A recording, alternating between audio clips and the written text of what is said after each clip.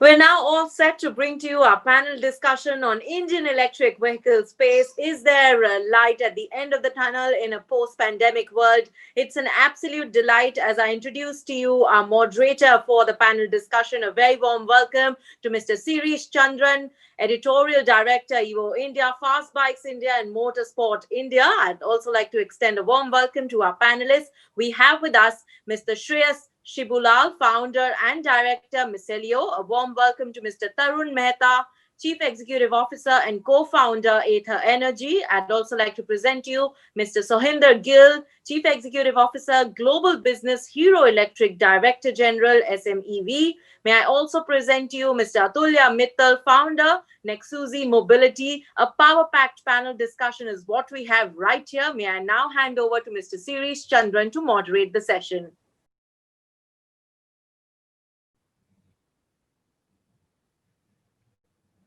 Thank you and good afternoon, gentlemen. So today on the panel discussion, we are going to be talking about the electric vehicle space and where India is at. I would like to start with Mr. Sohinder Gill, and let's talk about where we are right now with the EV space in the country. We have quite a few two-wheeler manufacturers who are in the EV space. There is a general acceptance for electric two-wheelers, but where are we right now? We are still in the very nascent stage, or have we crossed that initial threshold? Yep. Thank you, Sirish. Yes, you said it right. We are in the nascent stage, but it seems that we have bottomed out. And you can see for yourself, and at large we see now the visibility is more, awareness is more. The government is backing up in many places, and in fact things are sort of falling into pieces, into the right pieces today. So I would believe we are nowhere near a trajectory of growth that we are supposed to have, but the worst is over, seems to be. And to a certain extent, pandemic has helped us in terms of sort of giving us confidence. Even in the worst of times, we could perform, we could sustain, and therefore we believe ourselves that we are on the right path today to road to recovery. So let's talk about what you pointed out about the pandemic and the pandemic putting you on the right track. What were the challenges that you faced during the pandemic? The obvious challenges was obviously nobody was going out and buying anything and everybody was sitting at home. But apart from that, what other challenges did you as an EV player face during the pandemic, and how did the pandemic help you? See, like any other industry, the first one was obviously hardly anybody on the road and hardly anyone in the showroom. So that's why it was a total change of scene of trying to sell without having anybody face to face there. But that is a generic channel across, except for the e-commerce companies, etc. So that's the first challenge which everybody tried to, in our association, and we ourselves tried to overcome by turning quite digital in this phase. So everything that dealers used to do would be very proud of their network. Now they were all picking up phones and having their Facebooks and having their own LinkedIn and trying to sell through that. But we discovered that even that is not enough. Because ultimately, electric vehicle is a new elephant. So somebody has to touch it to feel it, and then only he buys it. So we had to combine these two, digital and physical, to be able to sell. So we came out with a lot of innovative ideas of sort of home deliveries, first of all. Like you select on the digital front, we'll deliver you some of the color panels at your home. You pick up one of those, and then we'll deliver you 2 vehicles. You pick up one out of them. Second thing we did was, okay, 3 days, no questions asked, return policy. It's a new thing for you. You don't know what it is. Try it out for 3 years, pay full money. If you don't like it, we'll take it back. No questions asked. So those type of things were learnings during these times. But the confidence really came out of was just relatively seeing what is the industry doing on the petrol side, on the liquid fuel side. They were in much more doldrums than we were in the EV. So that gave us a lot of confidence of maybe we are slightly better than them. And second is the so-called, there are two things that stimulus that happen. One of them surely was environmental type of a quotient, at least in some mindset of people, that, okay, here it is, the greening, the clean atmosphere because of pandemic has something to do with electric. So that was something which we were also talking to customers, and they themselves were coming around. And more important was, obviously, everybody knows the physical distancing. So although it is not good for the country, because we were always trying to do public transport more than the private transport, but there was a U-turn during pandemic of no public transport, all private transport, especially two-wheelers. So that was a generic advantage to two-wheelers. Within that, there was an advantage of eco-friendliness. Within that was an advantage of affordability of a product. Mhm. because on the other side, Euro 6 had made the other products very costly. Mm, And the fourth one was our own ingenuity and unique schemes that we came out. mm. Amalgamation of that perhaps led to our getting much more confidence than when we entered into pandemic. And now onwards, at least, we have doubled our next year growth plans. And here on, we are investing heavily into electric, much more than before. Thank you, Mr. Gill. I want to switch to Tarun. Tarun, you are one of the trendsetters in the EV space. Your Ather scooters are very cool. They've clicked with millennials in the markets that you operate in. How has the growth been for you? I believe you haven't stepped off the accelerator. I want to say step off the gas, but you don't have gas, right? So you haven't stepped off the accelerator. You've expanding into more cities. You've got more special editions of your scooters, and you're focused not on the affordability side of it, but more on the premium end of the EV scooter space. So how is that going for you? Right. So for us, unlike Mr. Gill, हमारी तो life up start हुई है. We were essentially just a product company, design company till now. We obviously were selling, but we were very clear. The first couple of years of sales is us just understanding. It is not about real business ramp up, which is why we never opened more cities than just Bangalore, Chennai. Bangalore because this is a home market and we want to understand customers up close, and Chennai because that's where we started from and we want to just get some basic sales operations experience. So the pandemic hurt us a little bit because the mid 2020 was the point when we really put the foot to the pedal. But you obviously had to like wait for a quarter or so. But otherwise, this is what our plan was. Yeah, like the target was once we've had a few years of experience, we've improved the product quality, we've gotten our head around our supply chain manufacturing. We scale up distribution because if you have product market fit, then the next journey is of distribution. So we've just begun that. We are opening 27 cities. We've appointed most of our dealers already, and cities are going live as we speak. Interesting time, exciting time. I think given the positioning that given the market that we are building for right now, and then how we're building, it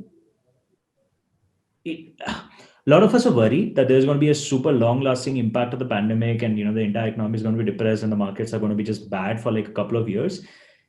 That's not what it looks like, and it's definitely true at the premium segment where we're not seeing that like any impact. Actually, customers are coming back very fast. I just came out of experience centers, and we are seeing more footfall into the experience center now than we had ever before, like pre-pandemic at the top point of launch, which I don't think is something I won't take credit for as a brand. I think it's just a market reality. People are coming out in significant numbers. So that way, the pandemic's impact, what I would say was pushing all our timelines by 3-4 months, but it was an offset as opposed to a general deceleration or a general slowdown of any kind.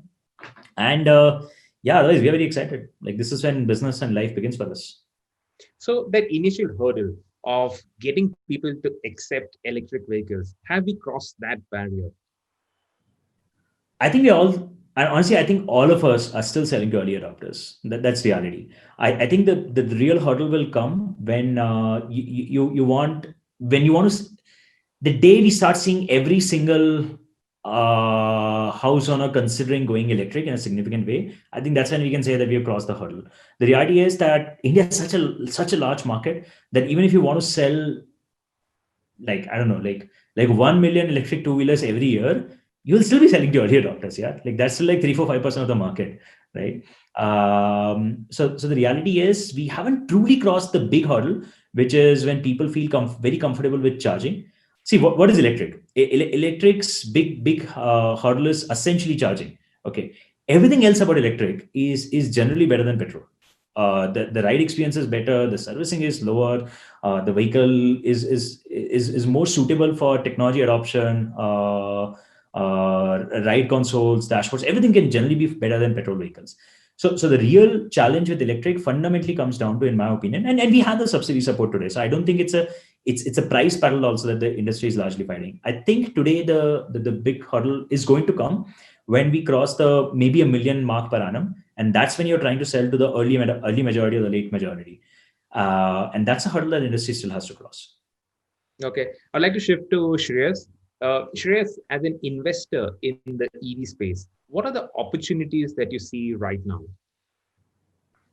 Sure. So, we launched a fund early last year, and we've seen a good chunk of the EV startups in India apply to us, around 260 plus applications. And what we've seen is, there are a lot of people, there are a lot of startups in the component space, particularly in the battery pack side. That's something that we noticed even 2 years ago. That's something that's true now. And I think now there's even a bigger push for indigenization. And I think it may be partly driven by the pandemic. I think there's a bigger push to create a local ecosystem for components. But also because of the policy side of things with Fame 2 and everything, there's a certain degree of um, it incentivizes a certain degree of indigenization as well. So that's something that we've been noticing in the startups coming from India right now. All right. And moving over to Atulya Mittal, you are one of the newer players in the EV space. Now, the EV space is cool, it's exciting, it is something new. What opportunities do you see in that? And obviously, now it's not like there are only two or three players there. There is a significant number of players in the EV space. So, what is required from your end to make a difference and to get noticed? Thanks, Suresh. So we've been around for 5 years. We spent the first few years doing a lot of research, and we launched in market 2 years ago. And you're right, the space is very competitive. It's a very exciting place to be. But I think we're all finding our own niche. So we've got on the same panel, we've got Hero Electric, which has products across the spectrum. We've got Athra Energy, which has products on the premium side of the spectrum. So I think that the EV space is at the beginning of the boom, right? And as this growth keeps coming into the system, we're going to see each company find their own niche. So for us, it's very clear we want to go after the mass market. I have a slightly different view that we're in the early adopter stage in EVs. Early adopters generally tend to associate with people who are buying new tech, paying a premium, and want to try it. But as Mr. Gill can attest, EVs are becoming a mass market product where people who don't have a lot of money as well are looking at it as an affordable solution. So I think that for us, the big opportunity is EV for the masses, and that's the market that we're really going after. So a lot of competition, but I think the competition is helping us because, as Shreyas just said, a lot of component manufacturers are coming in. So we actually think that now there's an opportunity to create a fully indigenous, homegrown EV. There are certain components which we don't have, but apart from those, I think we've got a great opportunity to build an Indian product for the Indian market. So I think that's what our focus is going to be: mobility for the masses. Thanks, Atulya. So I've got a couple of questions, and let's start with what you spoke about in terms of indigenization, right? The main component, which is your battery packs assembly, is beginning to happen here in India right now. But your like the fuel for IC engines, the fuel for battery and EVs is still, and there's no sign of that getting sourced from India. So there is this whole debate around we're taking our import subsidies from one region and putting it into the other region. How do you all address this? Happy to kick off. Yeah. So I think, yeah, so you're absolutely right. We don't have certain raw materials which are critical, mission critical to our EV mission, right? I think there are two things that are going to happen. For the next few years, we don't have an alternative to these raw materials. So lithium ion batteries, we don't have an alternative to lithium for the next few years. But if you read about the research that's going on, alternative chemistries are being tried out across the world. And we're actually seeing a lot of breakthroughs there. So I have no doubt that in the next decade, we'll see more chemistries come up, which will mitigate this risk that India carries of having to import lithium ion batteries. On the other side, we also don't have rare earth magnets, which we need for the motors. Again, there's a lot of research going on, and I'd love to talk about some of the companies that we've come across doing this that are looking for alternatives to magnets in the motors. So I think for the next few years, things will be tough, but it gives us the opportunity to communicate the benefits of EV to the markets and create that demand pull.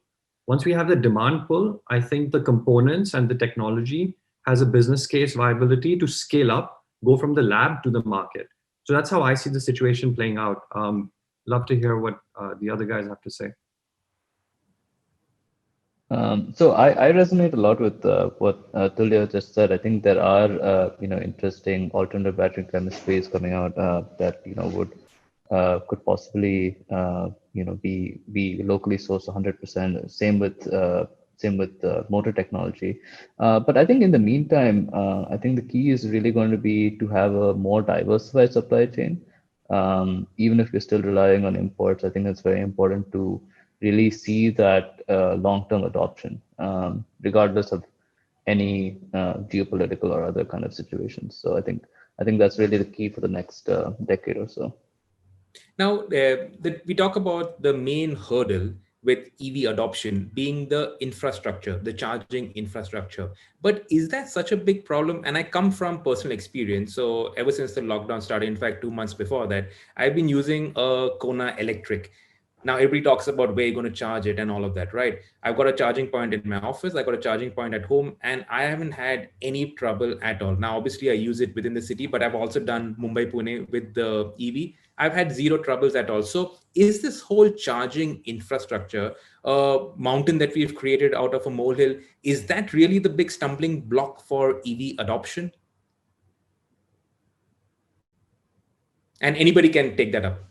I mean, I just want to agree with you that I don't think charging infrastructure is the big hurdle. If you want to go from Bombay to Goa on a motorcycle, then yeah, you can't do it on an EV, but that's a very niche use case.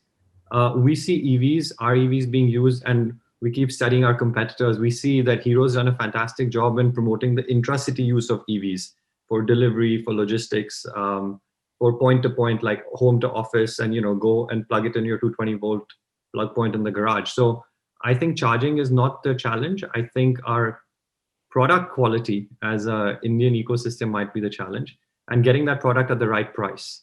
So I think that's the challenge that Nexo is tackling, at least. Yeah. Tarun, do you also see this as being the problem, the whole infrastructure, or that's not really the stumbling block? I've always believed that range anxiety is a Western concept that we've just borrowed. It's not a real consumer problem. With the kind of products that all of us are dealing with right now, honestly, nobody truly has a customer that's actually that's actually out in the market doesn't really have range anxiety. There's definitely an awareness gap. If you're not an EV aware customer today, you will sit on the fence thinking, oh, but where will I charge, right?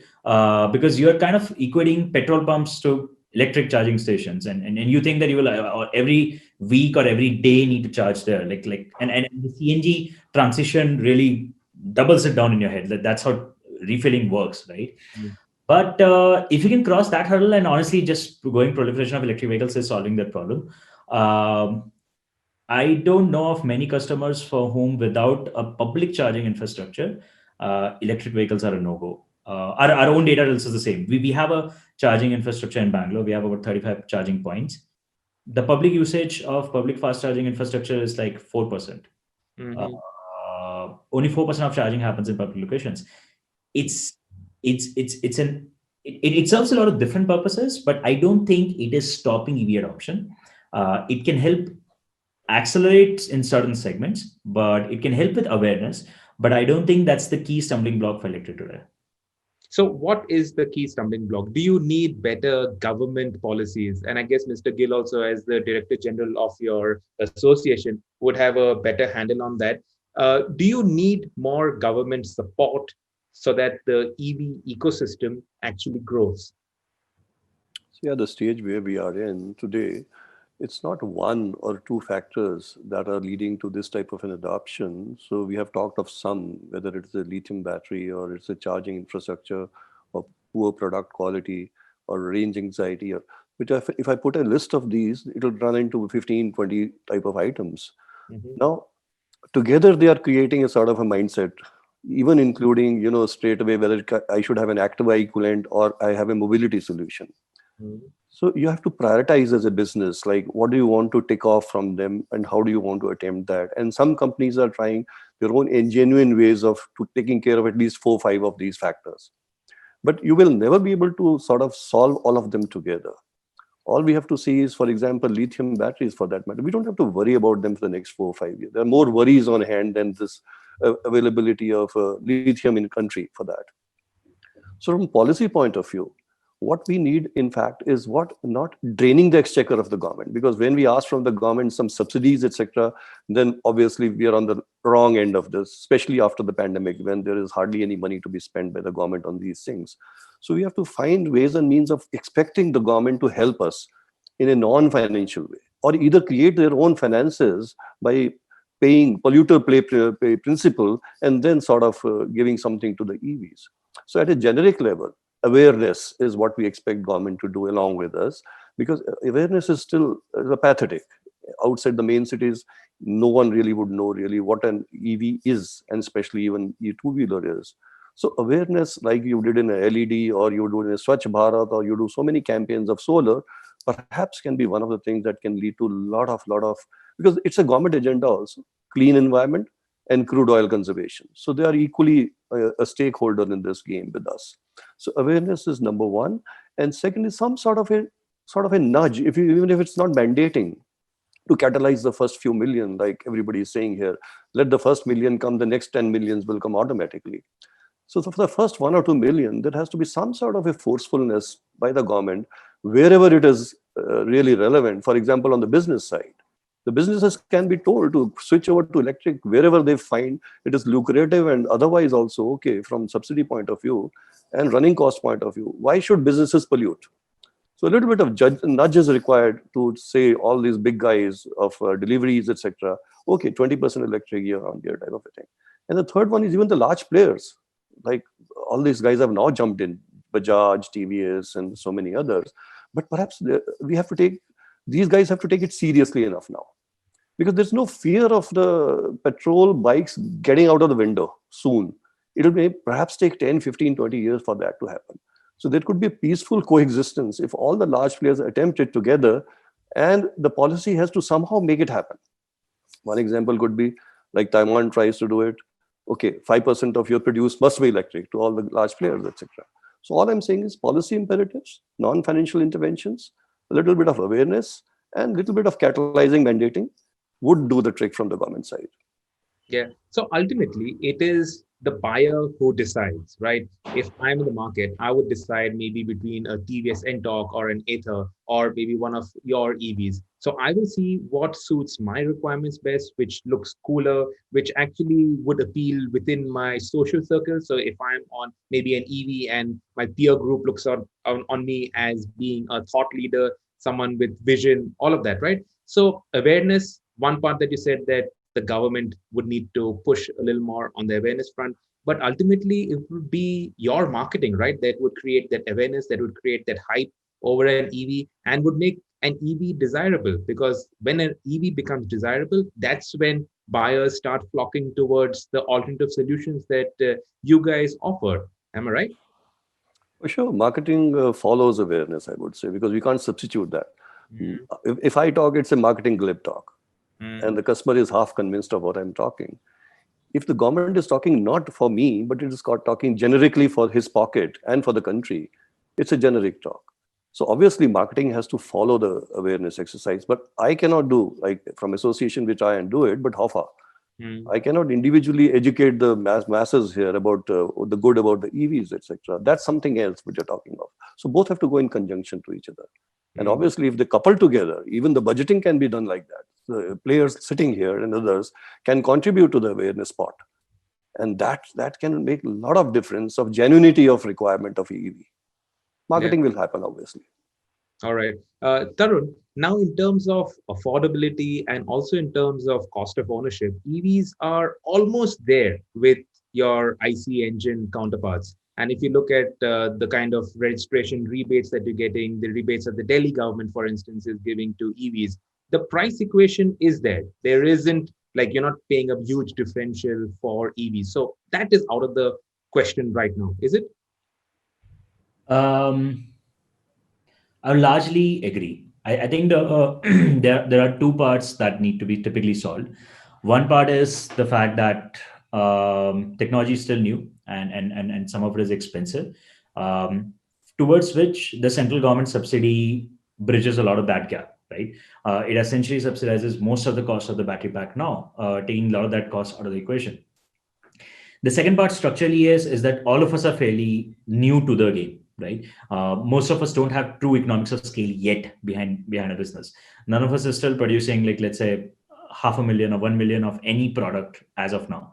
So fundamentally, our products still have an expensive cost structure. We don't have real economics of scale behind a lot of what we do today, because of which our margins are still a little slimmer, right, than we would like them to be. In places like Delhi, that's kind of also covered. That additional subsidy really helps. So I largely tend to agree with what you're saying. I think the price differential is lower. We are selling in the premium segment, but then we are competing with the likes of Aprilia SR or a Vespa, and our price points are actually fairly similar, right? The products of Avan or Heroes are actually more competitively priced than any typical 110cc petrol scooter out there. So I think I agree with you. I don't think price is where the customer is really struggling today. I think it's a little bit of awareness, which between the government's message and our own growth plans and our own marketing is a piece to solve for. And the second question is, does it have to be either or? Does it have to be you either help IC engines, the guys who are making petrol engine scooters, or you help only the EV players? Why can't both grow together? Our market is huge. Our penetration of vehicles, whether it's cars or bikes, is very, very low compared to other developed, even a lot of developing countries. So why does it have to be either or? Why can't both grow together? But I don't think it's either or. Mm. I think the government's doing what it needs to do to sort of support the larger IC engine industry. This has been a hard year for them. They're doing whatever they can. And I think whether it's a subsidy or whether it's some standardization work at a charging level, or all the talk that's gone through over the last 2.5 years at different ministers and different ministries level talking about electric. Agree, most of it hasn't really led to much directly, but see, that's the thing. Like, all that talk, right, has sort of made a lot of regular customers a little aware. Listen, it's got to be something, right? Like, if every single cabinet minister turns up and you starts talking ki main petrol khatam kar dunga, electric le aunga, then you start thinking, yeah, electric has to be something real, no? So I think a lot of that PR's kind of already happened, and I don't think the government's struggling to choose between who to help. I personally don't think so today. Okay. Shreyas, looking at the EV space and the companies that you're evaluating for investments, you were talking about the battery pack manufacturers, people who are in this space. What is happening here? What are the new trends that you see here? When do you see more players getting into this space, which is the core critical element with an EV? So I would say this the battery pack space itself has been pretty prominent over the last 2 years, and I think it's definitely going to stay that way. I think a lot of people are focusing their energies on it, and I think what's going to ultimately supplement that is if we can somehow bring some of those the production of lithium-ion cells, at least a part of it, to India. And the government has already, well, at least a year ago, there was, they had announced plans to kind of set up a manufacturing facility. And in addition to that, I think alternate cell chemistries are also going to supplement that. The other trend that we're seeing more and more, recently is obviously motor technology. People are trying to bring that, to India more and more. So I think that's the other critical component, which at the moment is largely imported, I would say. But broadly, those two key components I'm seeing, they're definitely being indigenized more with the How Indian startups. how Yeah. expensive is it, and how difficult is it to indigenize these two components? So creating a local manufacturing ecosystem, I would say the biggest challenge is going to be with raw materials, because if you're I think that's really the biggest challenge, right? So that's going to be sourcing raw materials is going to be the biggest challenge, and where are they available in the country? So that's but if you talk about a local manufacturing ecosystem, yes, I think we have compared to maybe other geographies, we have definitely developed competencies in manufacturing in other areas.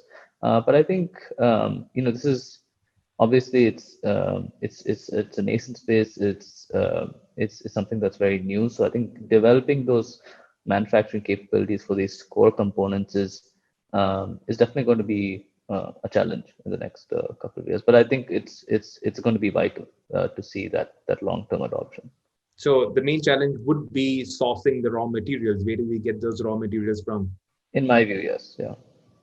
Yeah.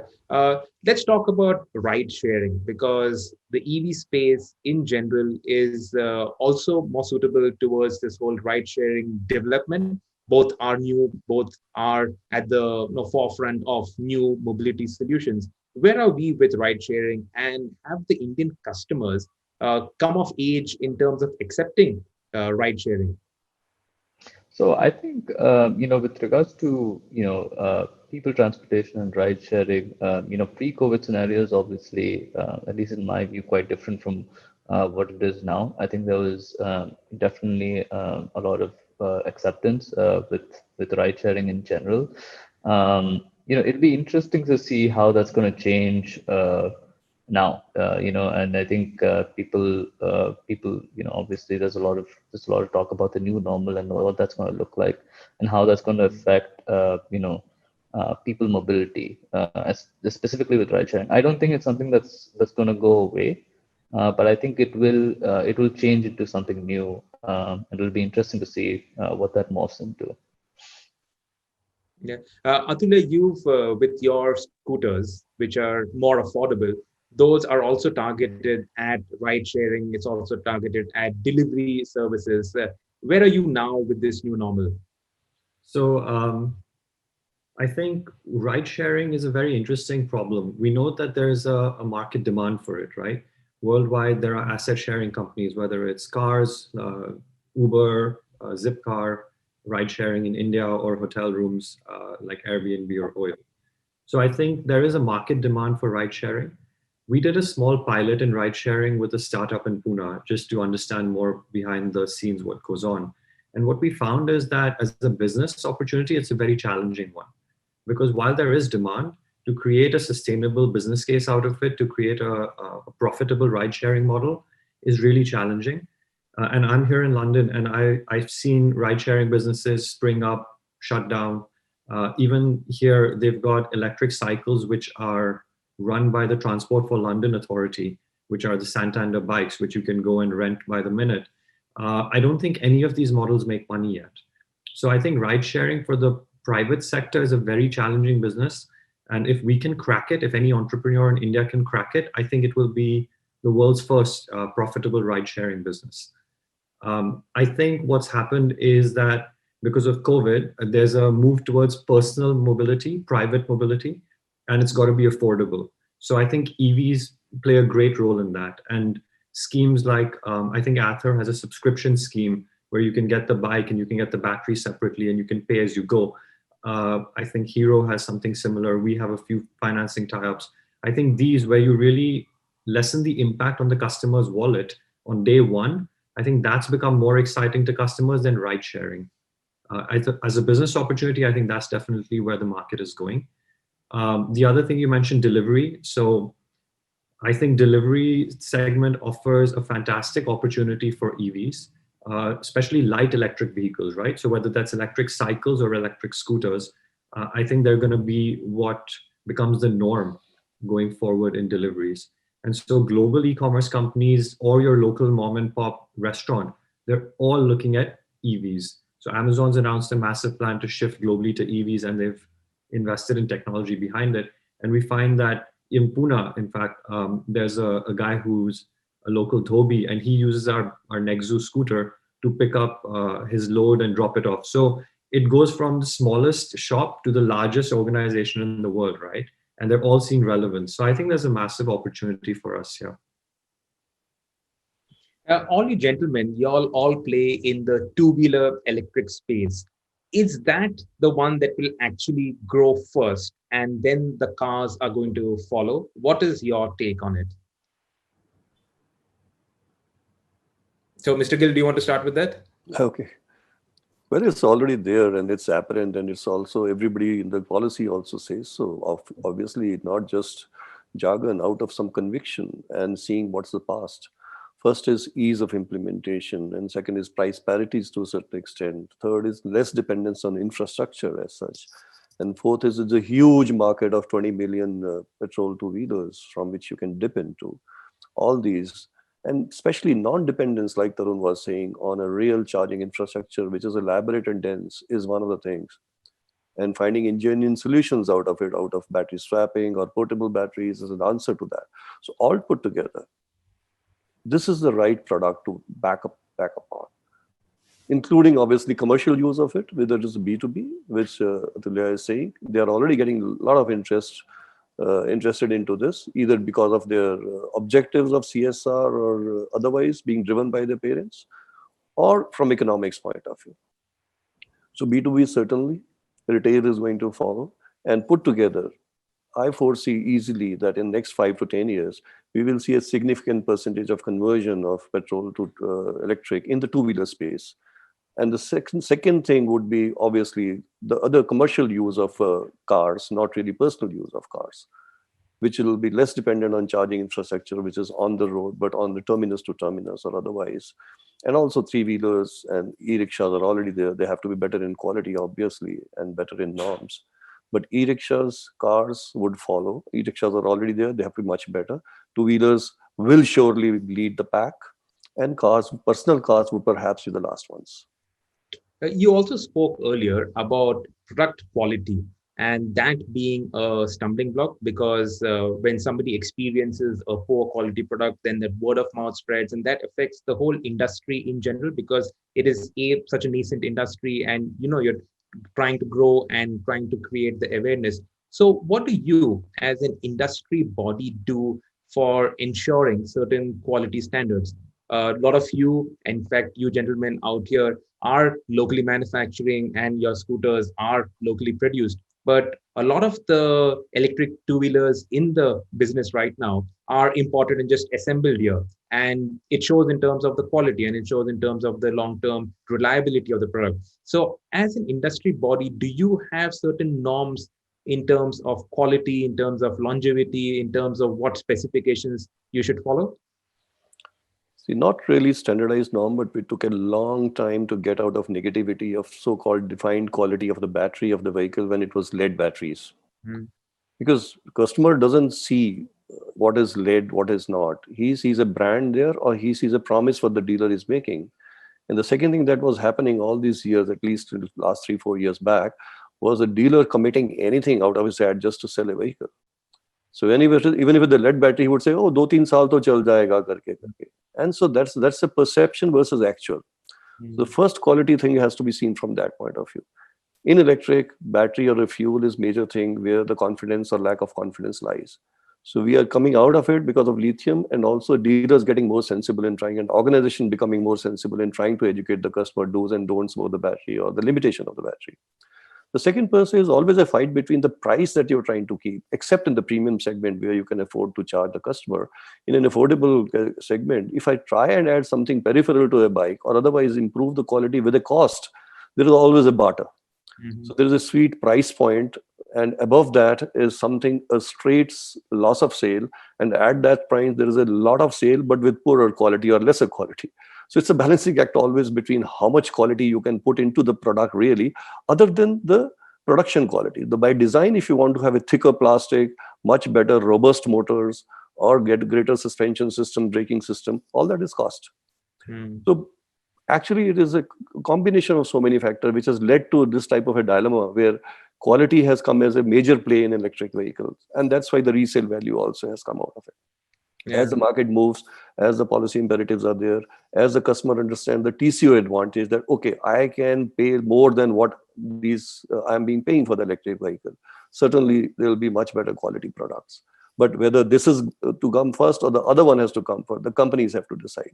So some of the companies I've seen in our members, they are making losses, but they're not compromising on quality. And they are the guys who will really earn a long run in this business. And that's the way to go. Tarun, Another thing that all of you over here are focusing on is electric scooters. Why not electric motorcycles? Um, so I think motorcycles might just be the last segment to actually electrify. I think they will. I think personal cars will also probably beat them. So it's a complex situation, and we've thought a lot. Like every 6 months, I think somebody within our product team will put their hands up and like electric bike banana. So we keep getting pulled there. But the challenge that we see is um, in the electric scooter space, it's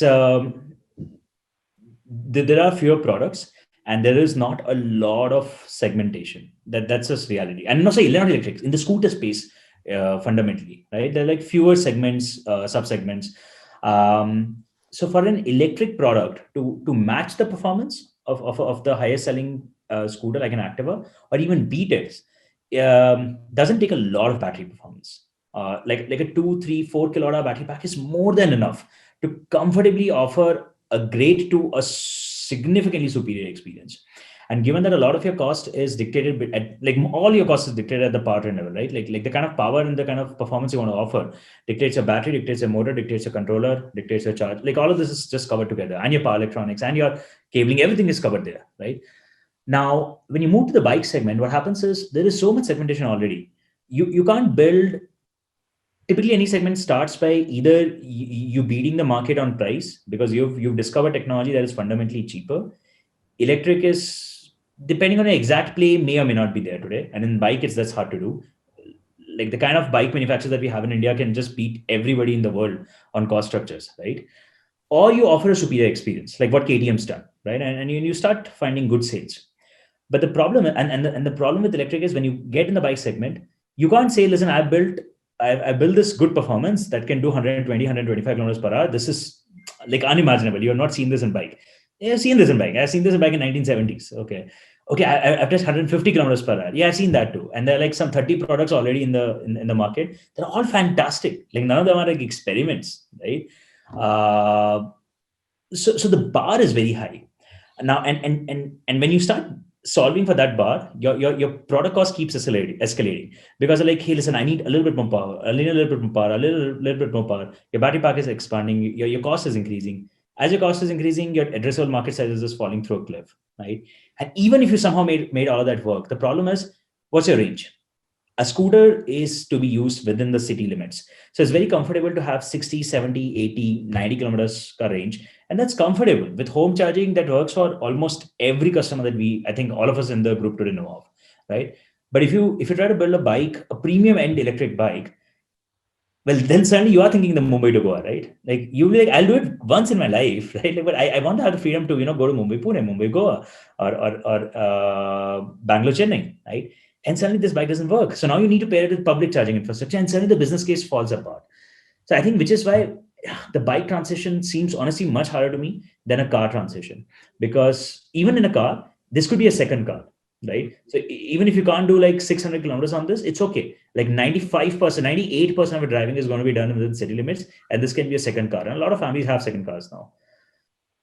But the bike transition, if this is your second bike, this better be a bike that you can take out on weekends. So that doesn't seem to fit, which is why I think many of us are not fundamentally building bikes today. Yeah, so that's a sensible thought, because if I have a motorcycle, I want to do a long trip. I want to go ride out to Ladakh maybe once in 2 years or something, right? And that's not possible right now. Yeah. And that's where the whole IC engine coexisting with the EV space that continues, and that there is still logic behind that. I don't think it's a very strong logic because that market is not that large. Fundamentally, I believe in the two-wheeler space, fundamentally, I very strongly believe that the market today is what, 70% bikes, 30% scooters. I think this is going to flip, and it's going to more than flip. With electric scooters coming in, the reality is going to be probably 85% scooters and 15% bikes, because the commuter segment of bikes that exists today, nobody's buying a 100cc bike to take it to Ladakh or do intercity. Like nobody's buying it for that need, right? That entire segment is going to be decimated by electric scooters in the future because that's just more convenient. So I think the story is true to the limited purpose of, I want this bike to actually do long distance, which is the premium end segment, and which is why electric bikes today don't make sense. Okay, and And petrol may probably keep winning it for a very long time, but that's a small segment. That's not the entire two-wheeler market. Yeah. So Sorry, we got, entire segment. yeah, correct. So we got 5 minutes left. Let's talk projections. When do you see this whole tipping happening? When do you see large scale adoption of EVs? So let's start with you, Tarun. Then we'll move to the Oh, others. okay. When do I see large scale adoption happening? I think I think given the price points and the government support that we have, this could literally start happening in the next 2 to 3 years. The only thing gating that would be literally production capacity. It takes a fair bit of time to set up capacity and ramp up your suppliers to that extent. We don't have supply capacities of that extent for cells for a lot of electronics yet in India. So, but if that could be somehow solved, if you could brute force that, I think from a product technology and awareness perspective, we're not more than 2 3 years away before that tipping point can come. The tipping point for me is like a million units annual seats. I don't think that's more than 2 3 years away. Mr. Gill, when do you see the tipping point happening? Well, my crystal ball has got micro cracks all this way because everybody asks this question and we keep talking every year and it keeps shifting every year. So from that point of view.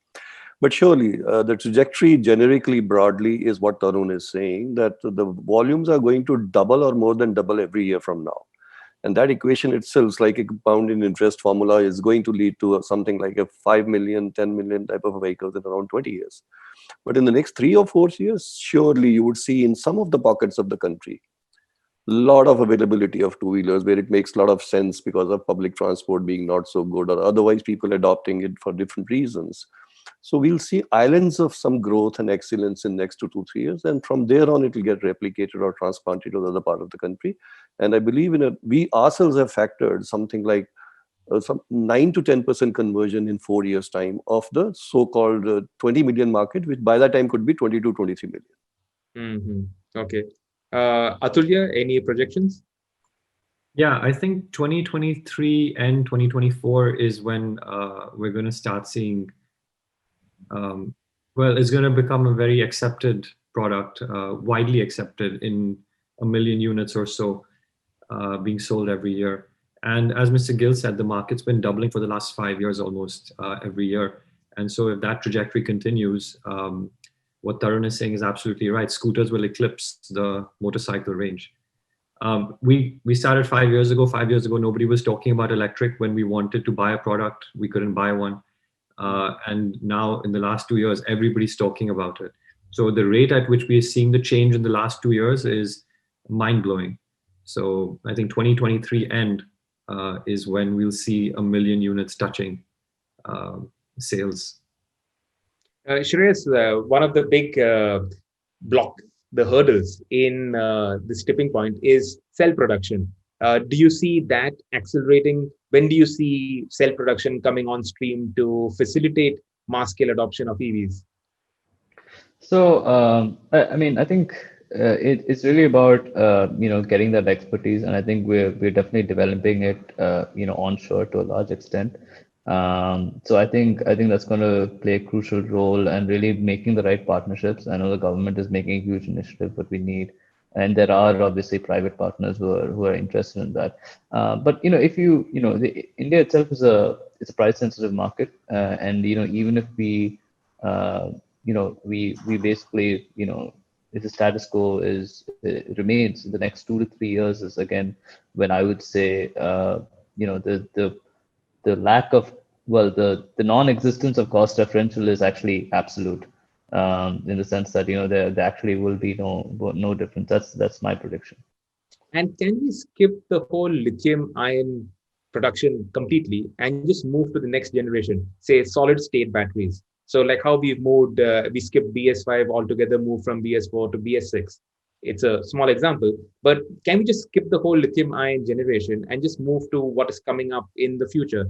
Toyota already announced that they're going to do trials on their solid state battery vehicles in another 2 years, less than 2 years, in fact. So should we just look at the future and just invest in that rather than the interim and the current solution? So solid state batteries, I mean, I think again, going back to what I was saying about India being a price sensitive market, I think that's going to be a challenge, at least in the first initial years of solid state batteries. But I think it'll be interesting to see how that really plays out. I'm not sure if it makes sense to immediately jump into next gen kind of technology like that. Um, but it may be, it may make more sense to look at other kind of cell chemistries which are maybe a little bit more further along, and we know for a fact that they're not so expensive to make. So that's my take on solid state versus other alternative cell chemistries. All right. Thank you, Shreyas. Can we have some closing remarks from you on the Indian EV space to end this? So I think if government policy is obviously supplementary to what the industry players are doing, but if it's an indication, they're very positive steps, and I think we are all in line that in the next 2 3 years is when we'll kind of see that tipping point. So in my view, I think again, 2 and 3 wheelers are going to be the first adopters, particularly in the fleet context, and I think policy is going to influence that in a large way. Thank you, Shreyas. Atulya, closing remarks from you, please. Yeah, I think in terms of technology development, we all love to see innovation breakthroughs, but I think we have a step to take in that journey, which is to build a foundation. I think some of the companies in this forum are doing a fantastic job of building that basic foundation. And I think we will see a quantum jump in tech, maybe not from lithium to solid state batteries, but maybe something even more different, like going from 2 wheelers to drones or something like that. But we've got a very exciting future ahead of us. And it's a great experience to be part of this journey, because it's an industry which we are literally building ground up from zero in India. And so all of us, including the policymakers, they're super proactive in stepping forward and trying to figure out what needs to be done to make this real. I think India has the potential to be a global EV superpower. And with all the energy and talent that I've seen in India around this, if we get our act together and do some of the right things, I don't think there's anything stopping us from literally becoming the EV destination of the world. So All I right. think EV destination of the world by when? I think that's this decade. So in the next 4 or 5 years, we'll start seeing this shift happen. I think Tarun can resonate with this. Yeah, Tarun, do you share Atulya's optimism? Oh, more than that, right? He said 3 to 4 years. I said 2 to 3 years. I will. No, sorry. Obviously, I agree. I think Atulya really captured it well. I don't think I can say it better. Ridiculously exciting time to be in electric. Need of the country, perfect opportunity. Customers super excited. Government is pro this. The technology, like we've got the tailwinds, right? Like the technology tailwinds are all there. Like none of us needs to invent something radically new to make this work, right? Whether it's electronics or whether it's the cells, we have what we need for now, and this is a great starting point. And we're in the best market as far as 2 wheelers can be concerned worldwide. Mm-hmm. Yeah, can't think of a better time to be building electric anywhere. And do you need a booster shot, or you've got enough and more? अरे बहुत काम करना है. I think अभी और booster shot will probably distract us. So that's enough. So now it's all up to you guys. Yes, I think so. Mr. Gill, closing remarks from you, please. Well, whatever has been said on top of it, one thing that is so exciting is when the investors are getting super excited about the segment. That's where I believe that, because they foresee the future much more than we guys in the manufacturing day in and out, we are stuck. So when investor is super excited about it, a lot of money is pouring into this sector. And second thing is, the policy at least is not like talking diametrically opposite to each other, the segments of policy. They are in one line, one unison. They all want to do something. Maybe some of them are not really integrated, but yet they are not opposite to each other, which used to be the second one. And the third one is people like sitting here. They themselves have so much of optimism here. Mm-hmm. Our members are so super optimistic about the future. And that's why the present looks better than what it is in fact. So from that point of view. And the last one in this skill is going to be the first 1 million customer. If we are able to take care of them, to make them positive about the word of mouth about the EVs from their mouth, that will be the explosion. Because today that word of mouth is half there, half in and half out. So everybody sitting here and my members, they have to vouch for creating a sort of an experience which is not full of negativity, but a lot of positivity behind it. And whatever you are saying to the customer, it is getting delivered also. So that would be the last link in the chain to be able to reach that level, what we are dreaming of. So you need your existing customers to say good things about your scooters. I think EVs have actually come of age. Like I said, I've been using an electric car. In fact, recently I rode the Ather in Pune. They're expanding into Pune, and I think it's for the city commute. It is fantastic. It's small, it's peppy, it's nimble, it looks cool. People ask you 100 questions, especially having that green number plate on the EVs. It is a great advertising move because everybody wants to know what EVs are all about and everybody knows about EVs. I think in terms of awareness, it is there. And that is from young folk, from millennials, right up to parents, grandparents. Everybody knows about electric vehicles. Everybody is talking about electric vehicles as their next purchase. Obviously, the questions are around price, around resale value. What will the price be after 3, 4 years? About battery longevity. But those are obvious, sensible questions. But the fact is that awareness is there. Everybody knows about EVs. Everybody's excited about EVs. There is no negativity around this space, which is important. There's nobody creating bad talk about EVs that ye to nahi chalne wali hai. So that is out of the question. So I think the Indian EV space is on the cusp of a boom. As long as product quality remains, as long as the current EV adopters are happy and they say good things to their peers and build that word of mouth. So thank you, gentlemen. Thank you for your time. I think we had a good, excellent 59 minutes. So we just within the time allotted to us. I wish you guys all the best and look forward to driving and riding EVs, more EVs very soon. All the best, guys. Thank you. Thank you, Thank everyone. you. Thank you so very much, Mr. Chandran. And like you mentioned, it's all about riding more and more EVs coming forward. So thank you for that. Our panelists adding on, we had Mr. Shreyas Shibulal, Mr. Tarun Mehta, Mr. Sohinder Gill, Mr. Atulya Mittal, all of you all, bringing such positivity while we discussed how we can really push India to become the largest EV market in the world. And like Mr. Mittal said, that it really is the EV destination of the world, and we're talking about within this very decade itself. So, India becoming a superpower there. You also discussed the various roles that one can add there with the opportunities that the sector is bringing with it. So, a lot of optimism around it. I'd like to thank each one of you for sharing your thoughts. And like you mentioned, it's a very, very exciting sector to be in at the moment. Thank you for that. I'm sure our audience is as excited as you are, because it really is word of the mouth.